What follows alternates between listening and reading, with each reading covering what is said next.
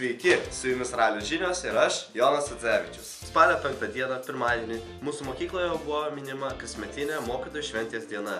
Šiais metais, kaip ir kasmet, 12-okai buvo paruošę mokytojams didelį siurprizą.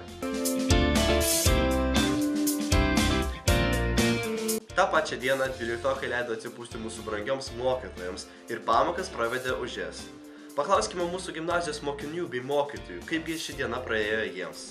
Kaip sekėsi organizuoti mokytojų dieną?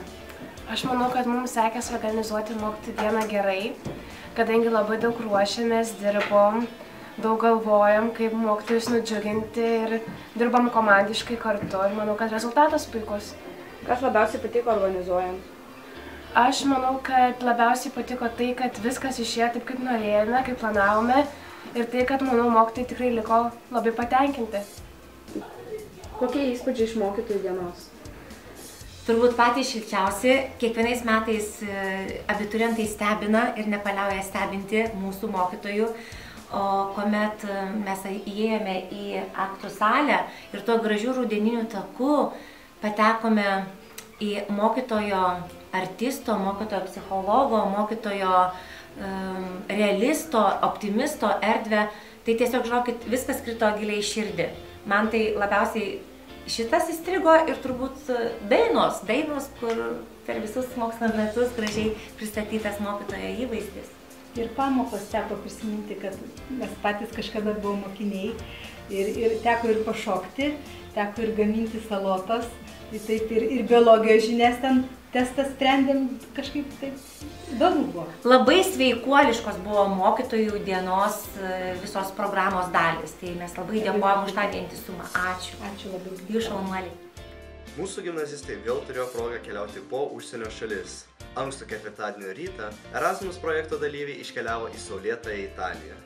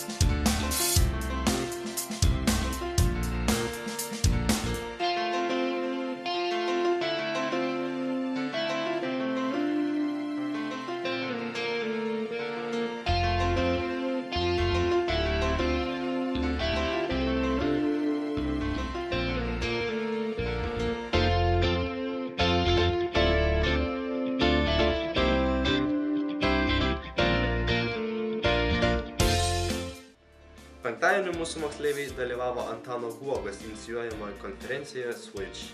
Pasižiūrėkime kelionės įspūdžius.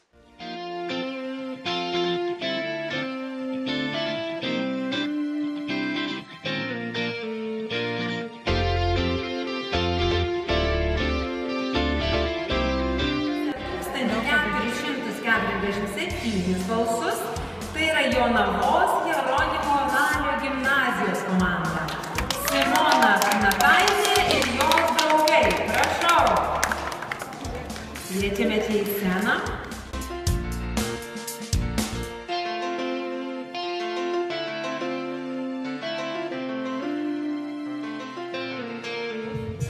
Sveiki, kaip žinote, dalyvaujate Switch konkurse. Kaip sugalvojate šią idėją? Na, idėja iš tikrųjų gimė tikrai nespontaniškai, nes rugsėjo 1 auklėtoja paminėjo mūsų idėją per sveikinimo žodį ir kažkaip kitą dieną iš karto mes jau nusprendėme dalyvauti, todėl ta idėja kaip ir savaime nuo to ir atsirado. Sudarė grupelę mokinių ir tiesiog, kurie norėjo kurti šį filmuką ir sukūrėm. Kas labiausiai patiko šiame konkurse? Man iš tikrųjų labiausiai patiko komanda, nes mes dirbam greitai, viską padarėm staigiai ir tiesiog nekilo jokių problemų dėl komunikacijų ar negalėjimų ir kitų dalykų. Labai lengva buvo kažkaip, nebuvo sunku padaryti šį filmuką. Kuri paskaita jums įsiminė labiausiai ir kodėl?